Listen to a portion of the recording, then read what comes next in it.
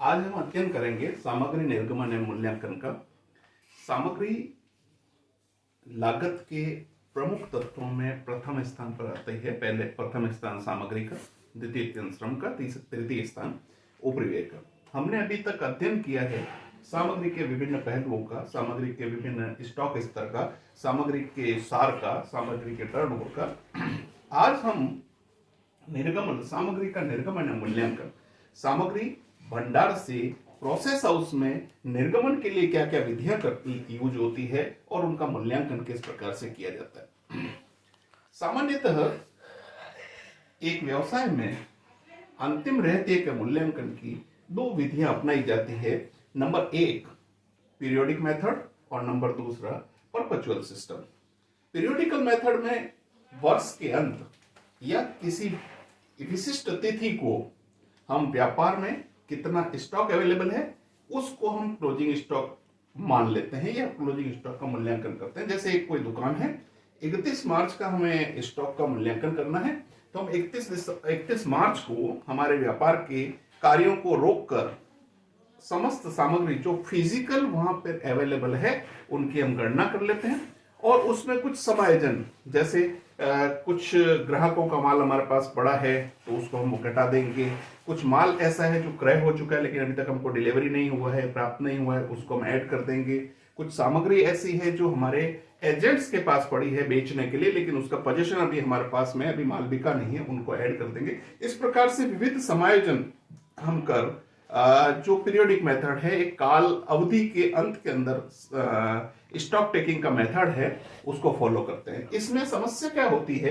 कि जब वर्ष के अंत में कितना माल क्वांटिटी में आया और कितना माल क्वांटिटी में गया उसका कोई लेखा जोखा हमारे पास में नहीं होता है, गबन चोरी इत्यादि की समस्या होती है। सपोज करिए वर्ष के प्रारंभ में 50 इकाइयां किसी वस्तु की थी, वर्ष के दौरान 1000 इकाइयां उस वस्तु की ओर आ गई, कुल 1050 इकाइयां हो गई और वर्ष के अंत में 75 इकाइयां बची है, तो हम कहेंगे 975 इकाइयों का विक्रय हो गया। लेकिन वास्तव में 950 इकाइयों का विक्रय हुआ या नहीं हुआ इसका कोई लेखा जोखा हमारे पास नहीं होता है। दूसरी होती है परपेचुअल यानी सतत, निरंतर रूप से प्रत्येक बार निर्गमन के समय हम हमारे स्टॉक की गणना करते हैं, यानी एक रजिस्टर मेंटेन होता है। सामग्री निर्गमन का एक लेखा जोखा होता है जिसमें जो सामग्री निर्गमन होती है या जो सामग्री प्राप्त होती है प्रत्येक बार उस सामग्री के लिए लेखा किया जाता है और जो स्टॉक हमारे पास में है उस स्टॉक की हमें जानकारी हमारे लेखा पुस्तकों से हो जाती है। कुछ कुछ समय के अंतराल में हम हमारे लेखा पुस्तकें और फिजिकल गुड्स को चेक कर सकते हैं, जैसे पेट्रोल इत्यादि है या कोयला इत्यादि, कुछ माल उड़ जाता है, सूख जाता है, तो उनका हमें समय समय पर चेक करते रहते हैं और उसकी लेखांकन साथ में करते रहते हैं। तो मुख्यतः हम निम्न 4 विधियों पर हमारा फोकस रखेंगे। आपके पाठ्यक्रम के हिसाब से भी कुछ और छोटी छोटी सी विधियां हैं जिनको हम बात करेंगे, लेकिन मुख्यतः जो विधियां प्रयोग में लाई जाती है दैट इज फीफो यानी फर्स्ट इन फर्स्ट आउट, दूसरा LIFO last in first out, simple average method सामान्य या साधारण औसत विधि और वेटेड एवरेज मेथड। हम इन विधियों का प्रयोग कहां कहां कर सकते हैं, किस प्रकार इस विधियों का प्रयोग किया जाता है उसके संबंध के अंदर बात करते हैं। First in first out method का मतलब है जो सामग्री हमारे पास स्टॉक में पहले आई है उस सामग्री का निर्गमन हम पहले करेंगे। क्यों आवश्यक है?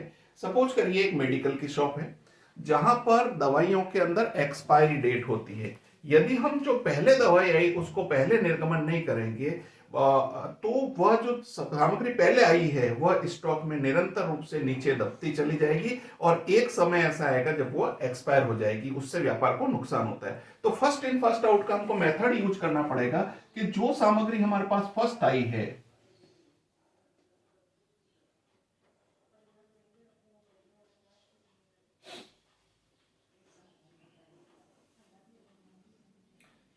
यदि हमारे पास में कोई सामग्री 1 जनवरी को आई है, उसके बाद 15 जनवरी को और आई है, 20 जनवरी को हमें इश्यू करनी है, निर्गमन करनी है, तो सबसे पहले हम इस वाली सामग्री को निर्गमन करेंगे। जैसे सपोज करिए यहां हमारे पास 100 यूनिट थी, यहां हमारे पास 200 यूनिट आई और अब हमें 20 जनवरी को 150 यूनिट इशू करनी है, 150 यूनिट बेचनी करनी है, 150 यूनिट प्रोडक्शन हाउस को जारी करनी है, तो हम सबसे पहले तो 100 यूनिट ये वाली 100 यूनिट हमारे पास जो है वो 1 जनवरी वाली, और 50 यूनिट हम इसमें से लेंगे, 50 यूनिट जो है वो 15 जनवरी। तो दो चीजें हुई, एक तो इशू में जो सामग्री सबसे पहले आई वह सामग्री लेनी है, और दूसरा है स्टॉक जो होगा वो लेटेस्ट वैल्यू पर, यानी अब स्टॉक के अंदर हमारे पास जो 150 यूनिट बची है वो 150 यूनिट कौन सी है, ये वाली 15 जनवरी की 150 यूनिट। तो first in first out method के अंदर जो सामग्री इशू करेंगे, जो सामग्री पहले आएगी उसका पहले निर्गमन करेंगे, जो सामग्री बाद में आई उसका बाद में निर्गमन करेंगे, तथा जो स्टॉक है वो नवीनतम मूल्य पर रहेगा, यानी जो 150 यूनिट हमारे पास स्टॉक में है वह 15 जनवरी की यूनिट हमारे पास सेल।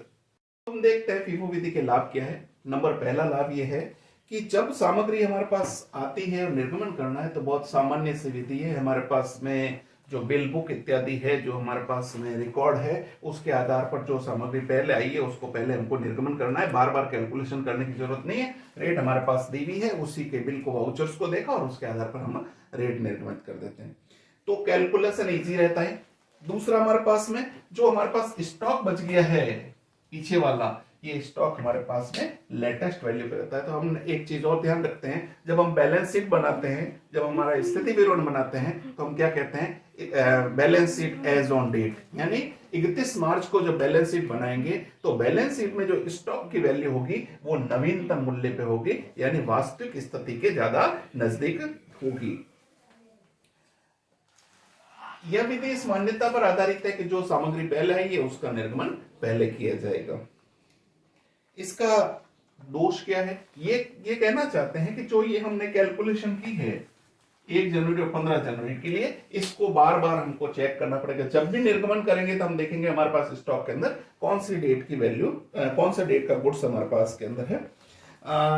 कुछ ये कह रहे हैं कि यदि हमारे पास एक ही तारीख को 2 उपकारी किए जाते हैं, 2 जॉब किए जाते हैं, ये 20 तारीख को 2 जॉब करना है, ये मिस्टर ए और बी के लिए है और ये मिस्टर सी के लिए है, ए और बी और सी 3 जनों के लिए हमको कोई उपकारी करना है, तो ए और बी के जो उपकारी की लागत होगी वह सी के उपकारी की लागत से अधिक होगी। सपोज करिए यह यदि यहाँ पे यूनिट हमारे पास में 11 रुपए में आई भी है, ये यूनिट 12 रुपए में आई है, तो इसको तो मिलेगी 11 रुपए में, इसको मतलब इसको जो निर्गमन की है उसकी लागत 11 रुपए, इसकी 11 रुपए और इसकी 12 रुपए होगी। तो ये एक अंतर आता है कि भिन्न भिन्न व्यक्तियों के लिए, भिन्न भिन्न उपकारियों के लिए एक ही समय काम करते हैं तो सामग्री निर्गमन के आधार पर दरों में अंतर आ जाता है। यह कह रहे हैं कि यदि निर्गमन के समय जो सामग्री है उनके मूल्यों में बहुत अधिक अंतर आता है, तो जब हम टेंडर इत्यादि भरते हैं तो हमारे पास के अंदर अलग अलग तरीके से जब कैलकुलेशन करते हैं फीफो मेथड से, तो हम जो लागत गणना करते हैं जो पुरानी विधि से हमारे पास आती है। दूसरी विधि है हमारे पास लिफो मेथड। लिफो मेथड क्या होता है, लास्ट इन फर्स्ट आउट, यानी जो सामग्री गोदाम में सबसे बाद में आई है उसे हमको सबसे पहले जारी करना है। कुछ सामग्री ऐसी होती है जो भारी होती है, वजन में बहुत ज्यादा होती है, जैसे हम कहें गेहूं की बोरी है।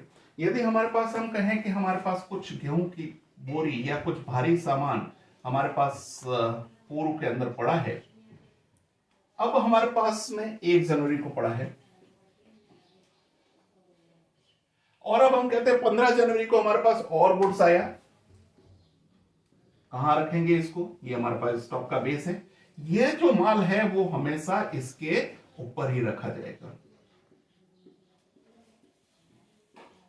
पुराना माल कहां रहेगा, नीचे रहेगा, नया माल जब इसका आएगा तो इसके ऊपर ही माल रखा जाएगा। अब जब हमको इश्यू करना है, इश्यू करने हैं तो क्या करेंगे, हम नीचे से तो माल को नहीं निकाल सकते, माल कहां से निकलेगा, ऊपर से निकलेगा। तो ऐसे स्थान में सबसे पहले हमको यह वाला माल इश्यू करना पड़ेगा। कुछ भारी माल होता है, कुछ ऐसा सामान होता है जो जल्दी खराब होने वाला नहीं होता है, जिसको माल को इश्यू करने के लिए हमें हमेशा ऊपर और नीचे माल को हम चेंज नहीं कर सकते। ऐसी स्थिति में जो माल अंत में आया है वह माल सबसे पहले जाएगा, that is called last in first out. तो लास्ट इन फर्स्ट आउट के अंदर क्या होगा, जो लास्ट में आया, सपोज करिए 15 जनवरी को हमारे पास 11 रुपए का माल आया, 1 जनवरी को हमारे पास 10 रुपए का माल आया, तो जब 15 जनवरी को हम 150, जो पूर्व वाला उदाहरण है वैसे ले रहे हैं, 15 जनवरी को जब हम 150 यूनिट को इश्यू करेंगे तो वो हमारे पास में 20 जनवरी को, तो 150 यूनिट कौन सा होगा, 15 जनवरी वाला माल होगा हमारे पास के अंदर। उसकी दर क्या लगाएंगे हम, 11 रुपए के हिसाब से। दूसरा स्टॉक, अब स्टॉक के अंदर हमारे पास 150 यूनिट है और वह 150 यूनिट कौन सी होगी, 15 जनवरी वाला तो हमारे पास बचेगा 50 और 1 जनवरी वाला बचेगा 100 यूनिट। 15 जनवरी का 50 की रेट और 10 जनवरी 1 जनवरी की इशू रहेगी हमारे पास डेट 10 रुपए के आधार के ऊपर। लास्ट इन फर्स्ट आउट के अंदर जो सामग्री सबसे अंत में आई है, उस सामग्री को हमको पहले निर्गमन करना पड़ेगा और उसी के आधार पर लागतों का परिवर्तन देखना। तो जहां तक फीफो विधि के लाभ और लिफो विधि के लाभ की तुलना, या फीफो विधि के जो दोष और लिफो विधि के जो दोष है उनकी तुलना करें, तो दोनों एक दूसरे के विपरीत होते हैं। जैसे सिंपल है हमारे पास में, तो फीफो विधि क्या है, गणना में सरल है। लिफो विधि को भी एक तरह से कह सकते हैं कि गणना में सरल, लेकिन फीफो विधि की अपेक्षा थोड़ी सी टिपिकल है, विशेष जानकारी आवश्यकता नहीं। मुद्दा आता है कि जब हम माल को निर्गमन करते हैं तो निर्गमन नवीनतम मूल्य पे होता है, प्रोडक्शन नवीनतम मूल्य पे होता है, और हमारे पास लाभ या हानि रिप्लेसमेंट मेथड के आधार पर हमारे पता चलता है कि आज की रेट क्या है, लास्ट रेट क्या है, उसी के आधार पर हमारी करते। तो निर्गमन तो हमारे पास में नवीनतम मूल्य हो जाएगा, लेकिन बात जब आती है स्टॉक की, जब हम हमारा बैलेंस शीट बनाएंगे, बैलेंस शीट के अंदर हम हमारा क्लोजिंग स्टॉक बनाएंगे, तो क्लोजिंग स्टॉक जो है वो नवीनतम मूल्य पे नहीं होगा, और क्लोजिंग स्टॉक जो है वो हिस्टोरिकल कॉस्ट के अंदर पुरानी रेट के ऊपर होगा। यदि रेट बढ़ के 15 रुपए हो जाती है